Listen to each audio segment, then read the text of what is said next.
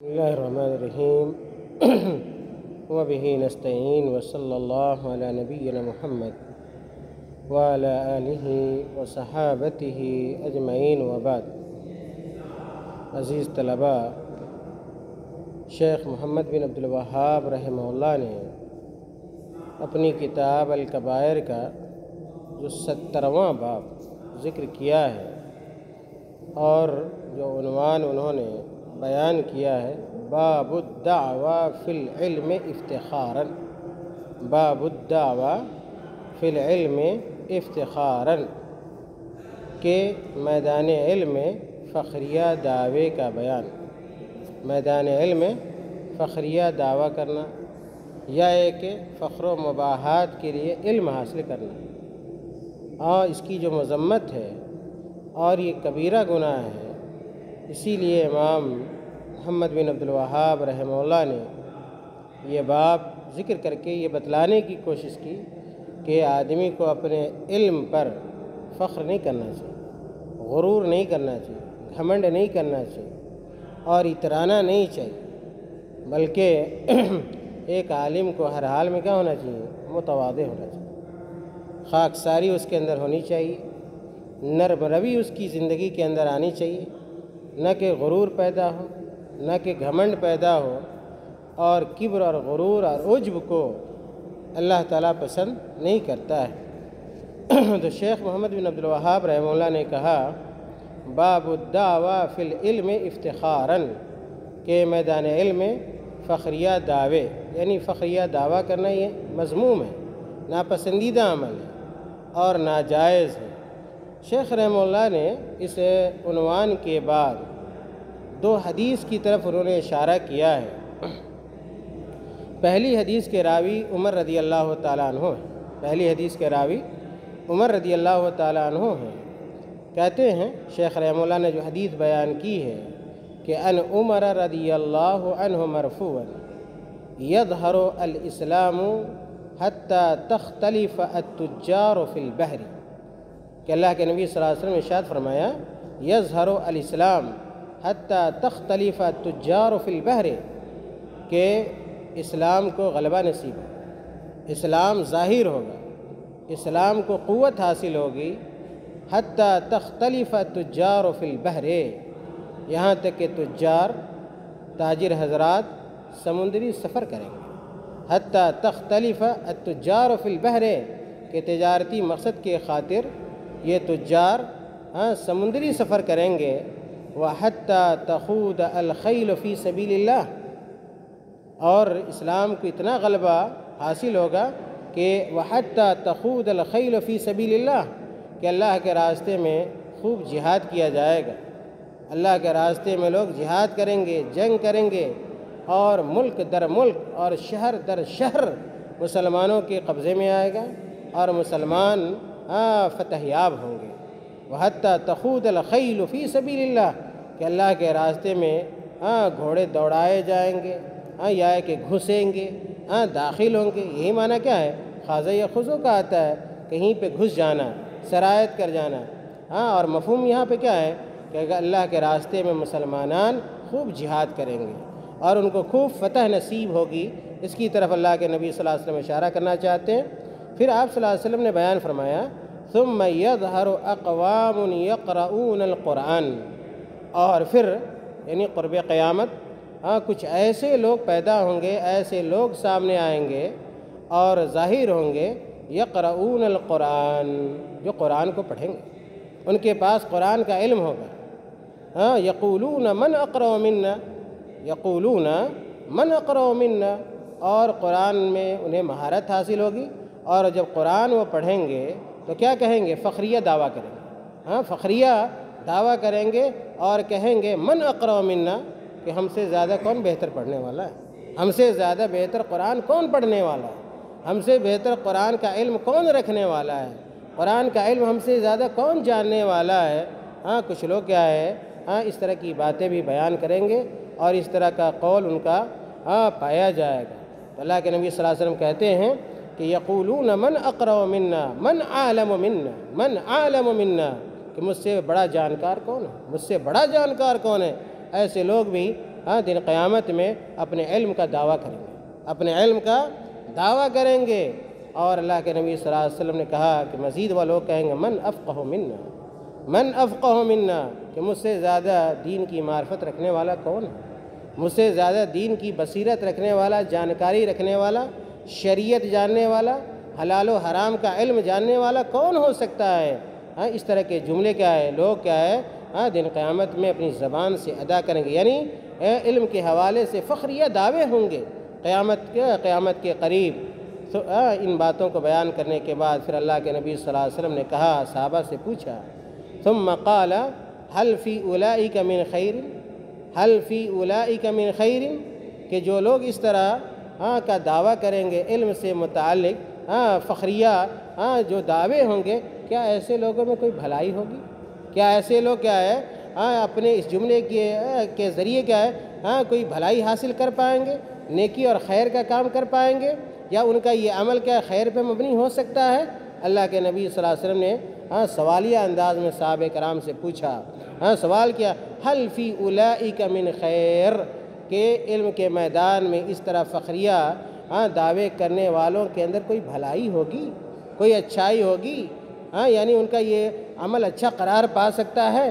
تو صحابہ کرام نے کیا کہا، قالوا اللہ ورسولہ اعلم، قالوا اللہ ورسولہ اعلم، صحابہ کرام نے کہا کہ اللہ اس کے رسول صلی اللہ علیہ وسلم ہی کیا ہے بہتر جانتے ہیں، زیادہ علم اللہ اس کے رسول صلی اللہ علیہ وسلم کو اس سے متعلق۔ تو اللہ کے نبی صلی اللہ علیہ وسلم نے کہا، خود جواب دیا، مزید کہا کہ اولئک منکم من ہذہ الامہ، اولئک منکم من ہذہ الامہ، کہ یہ جو لوگ علم کے سے متعلق فخریہ دعویٰ کریں گے، یہ کوئی کافر نہیں ہوں گے، یا کافروں میں سے نہیں ہوں گے، مشرکین میں سے نہیں ہوں گے، منافقین میں سے نہیں ہوں گے، بلکہ علم کے تئیں دعوے دار لوگ اور فخریہ دعویٰ کرنے والے لوگ یہ مسلمانوں میں سے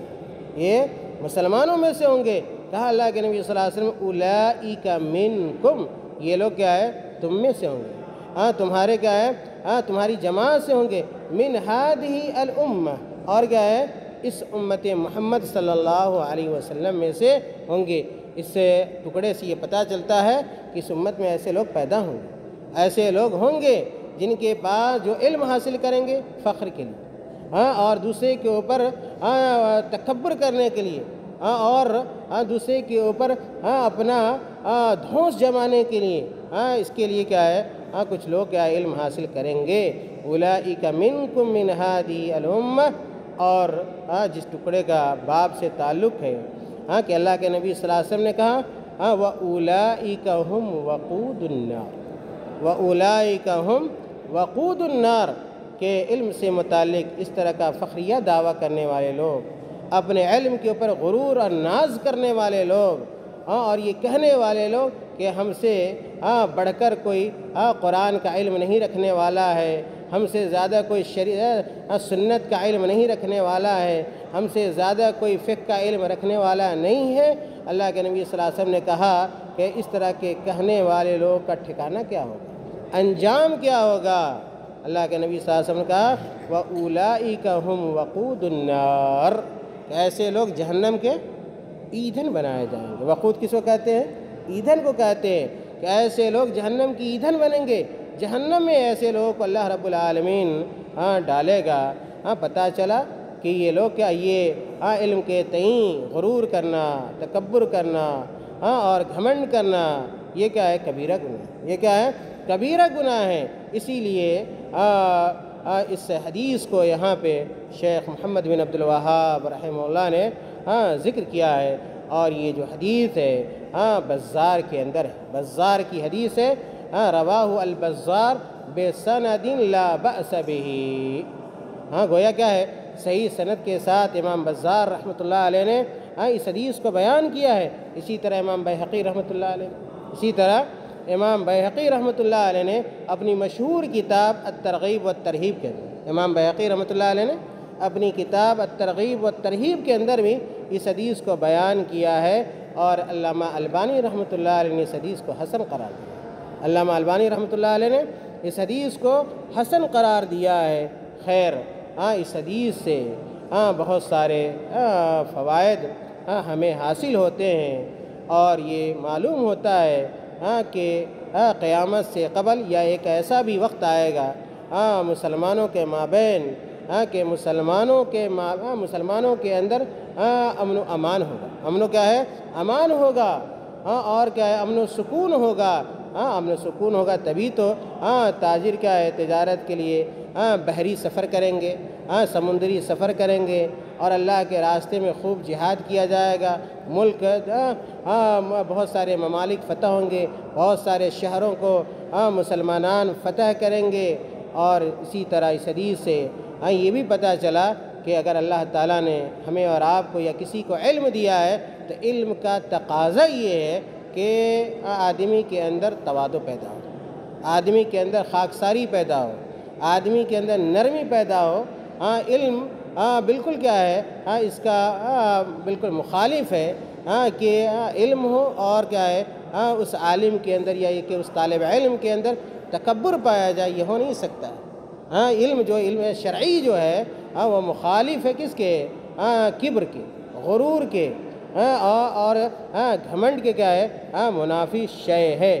اسی طرح اللہ کے نبی صلی اللہ علیہ وسلم نے کہا کہ جو لوگ علم کے تئیں غرور اور گھمنڈ اختیار کریں گے وہ کیا مسلمانوں میں سے بھی ہوں گے، مسلمانوں میں سے ہوں گے۔ پتہ چلا کہ ایسے علماء سو سے، ایسے کیا علماء سو سے ہر مسلمان کو کیا ہے؟ بچنا چاہیے، اور ہمیں یہ کوشش کرنی چاہیے کہ ہم علماء ربانیین بنیں، کہ اللہ والے بنیں، نہ کہ کیا ہے ہم کیا ہے برے علماء بنیں۔ یہ برے علماء کی پہچان ہے کہ وہ علم سے متعلق کیا ہے تواضع نہیں بلکہ کیا ہے تکبر کیا ہے ان کے اندر پایا کیا ہے جاتا ہے۔ اسی معنی کی ایک اور روایت کیا ہے شیخ رحمہ اللہ نے اس کی طرف اشارہ کیا ہے، وہ طبرانی کی روایت، طبرانی کی روایت ہے۔ کہتے ہیں ولی طبرانی معناہ عن ابن عباس، کہ اسی معنی کی حدیث کو امام طبرانی رحمۃ اللہ علیہ نے بھی عبداللہ ابن عباس سے بیان کیا ہے، یعنی پہلی حدیث عمر رضی اللہ تعالیٰ کی ہے، اور اسی معنی کی ایک دوسری روایت ہے جس کو امام طبرانی نے بیان کیا ہے، وہ کس کی روایت ہے؟ وہ کس سے مروی ہے؟ عبداللہ ابن عباس رضی اللہ تعالیٰ عنہما سے۔ اور امام مندری رحمۃ اللہ علیہ نے اس حدیث سے متعلق یہ کہا کہ اسنادہ حسن، اسنادہ حسن۔ یہ دو حدیثیں کیا ہے شیخ رحمہ اللہ نے یہاں پہ بیان کی ہے، اور یہ بتلانے کی کوشش کی ہے کہ میدان علم میں فخریہ دعویٰ کرنا یہ کبیرہ گناہ ہے۔ یہ کیا ہے؟ کبیرہ گناہ ہے۔ اس لیے ہر مسلمان کو اس سے بچنا چاہیے، اور اسے محفوظ رہنے کی اور الگ رہنے کی کوشش کرنی چاہیے۔ آج آپ دیکھیں گے سماج کے اندر، معاشرے کے اندر، علماء برادری کے اندر، طلباء برادری کے اندر، تو آپ کو یہ بیماری بہت زیادہ نظر آئے گی کہ ہر آدمی کیا ہے ایک دوسرے کے اوپر فخر کرتا ہے، اور یہ کہتا ہوا نظر آتا ہے کہ ہم کیا ہے اس سے زیادہ علم رکھتے ہیں، ہمارے استاد فلانے کے استاد سے کیا ہے بہتر جانتے ہیں۔ تو علم کیا ہے اگر کوئی آدمی اس لیے حاصل کرتا ہے کہ وہ کسی کے اوپر کیا ہے غرور کر سکے یا کہ فخر و مباحات کر سکے، تو ایسا علم اللہ تعالیٰ کو پسند نہیں ہے۔ اس لیے اس باب کا پیغام یہ ہے کہ اگر اللہ تعالیٰ نے ہمیں علم دیا ہے تو ہم تواضع اختیار کریں، نہ کہ کیا ہے ہم تکبر اختیار کریں۔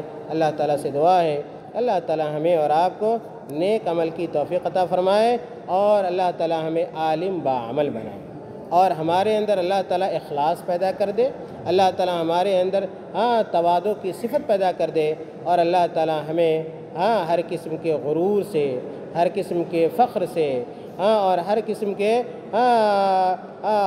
کے فخریہ دعوے سے اللہ تعالیٰ ہمیں بچائے۔ آمین۔ وآخر دعوانا الحمد للہ رب العالمین۔